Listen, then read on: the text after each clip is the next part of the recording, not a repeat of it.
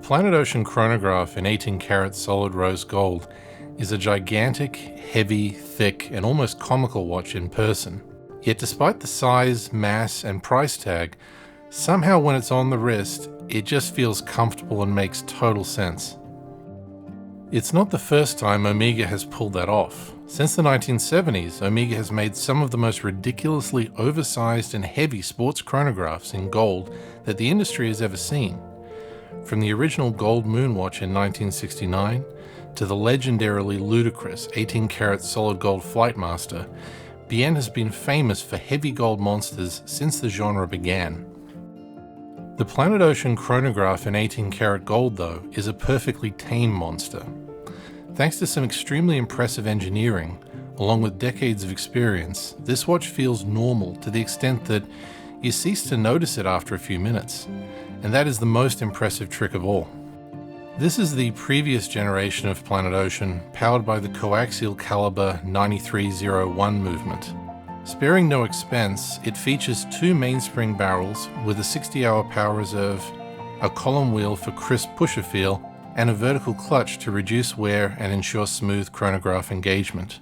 Being a caliber 9301 variant, it also gains a gold balance bridge and a gold rotor over the standard 9300, a very nice touch in a watch with a tremendous attention to detail.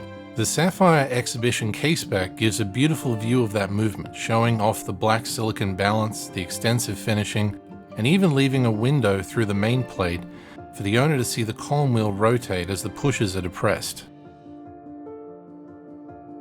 Around the outer edge is a lot of information, with the words Planet Ocean, of course, along with SI14 for the silicon balance and a Ceragold logo, which I'll get to shortly. A standard 6-point key is used to secure this screw-in caseback rather than the new Naiad design found on the latest caliber 9900 variants. The case itself is extremely substantial at 45.5mm in diameter and just a fraction under 2 cm thick, with very large pushers and a chunky crown for easy operation.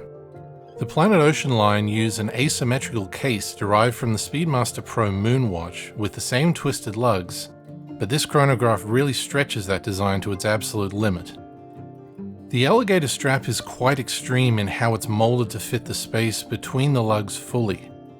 This gives a tight and solid fit with a very steep taper down to your wrist, helping anchor the watch securely without ever feeling unpleasant or uncomfortable. It's quite impressive how such a thin leather strap manages to keep such a heavy watch head in one place so effectively, but a lot of design clearly went into achieving this. Omega's 18 karat Ceragold bezel is one of the highlights of this piece. While many brands use ceramic bezels, none have quite matched the quality of execution and finishing found on Omega's Ceragold and liquid metal watches.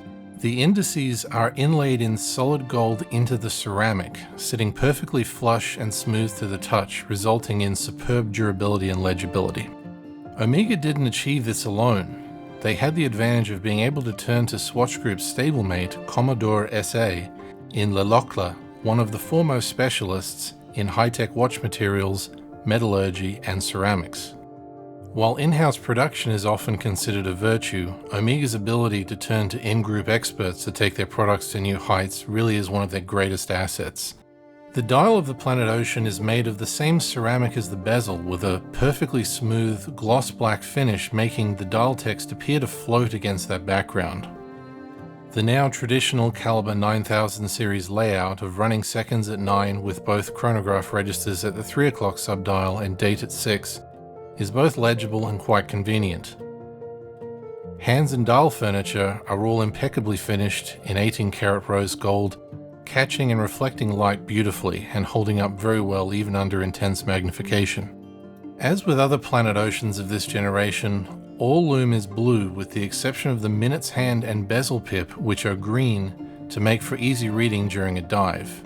It's worth noting that even the subdial hands on this watch are actually luminous, with distinctive lume shapes allowing the owner to distinguish between the hours and minutes, even on the chronograph subdial in the dark.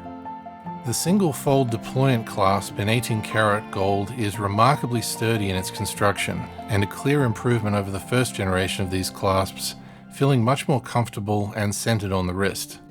Despite being well seated on the wrist and not moving around, the strap version does feel rather top-heavy, which would be remedied by the full bracelet version, though that increases both weight and cost significantly.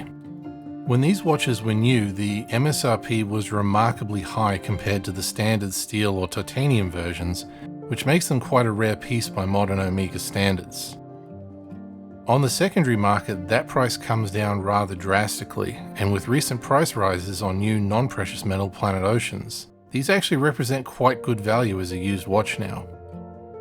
The newer version of this Planet Ocean features an updated movement with some minor changes, METAS certification, and improved magnetic resistance, but the overall formula, the Ceragold bezel, and the design has really not changed very much at all.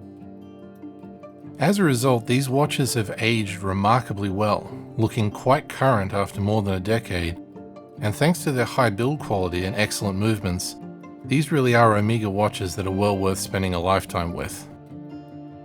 Please like and subscribe if you enjoyed this, and we'll endeavour to cover more watches in the future.